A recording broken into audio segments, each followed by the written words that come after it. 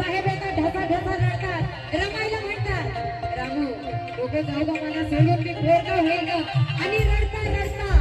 बाबासाहेबांचे आसू रमाईच्या गालावर पडतात आणि रमाई काय म्हणते बघा की देख सकती हूँ मैं कुछ भी होते हुए, देख सकती हूँ मैं कुछ भी होते हुए, देख सकती हूँ मैं अपनी जान जाते हुए, मगर जीते जी मैं नहीं देख सकती मेरे बाबा साहब को रोते हुए, मेरे बाबा साहब को रोते हुए.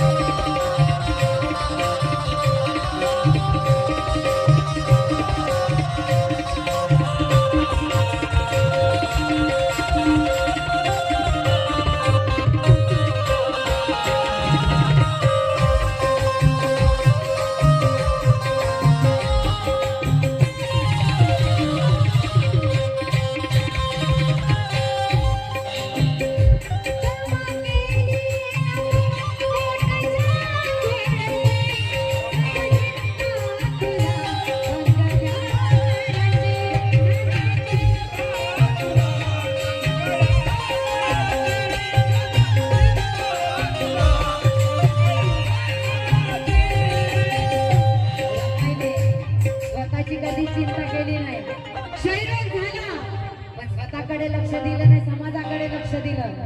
म्हणून हालातों से लड़ते लड़ते बिस्तर पर पड़ी मेरी माँ रमाई कि हालातों से लड़ते लड़ते बिस्तर पर पड़ी प्रणय जिद कर मानी जिद पर अड़ी रही. अरे बदलाव जमाने में रमाई जैसी औरत जो 4 बच्चों को गवा कर भी चट्टान जैसी अड़ी रही.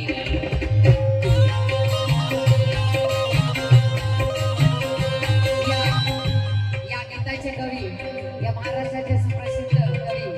आदरणीय हेमराजजी भोयर यांचं हे गीत आहे जे आपल्या समोर सादर करीत आहे.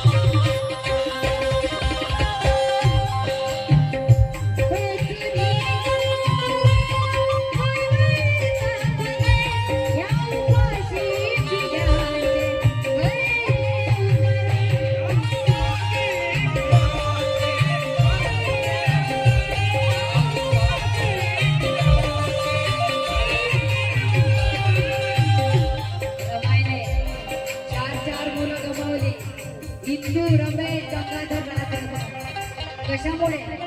फक्त पैसे नव्हते काय करणार. आज आपली पोरं एसीच्या रूम मध्ये जन्म आणि रमायची मात्र फक्त पैशाअभावी गंगाधर 2 रुपयाचे इंजेक्शन आणले राजरत्न कापाला पण औषधाला पैसे इंदू गेली जेवायला नव्हतं तांदळाच्या पिठाचे अंमल करून पाजण्यात आले माता रमाई जैसी दिसली का कुणी माता रमाई जैसी दिसली का कुणी सांगा करिता कबाड कष्ट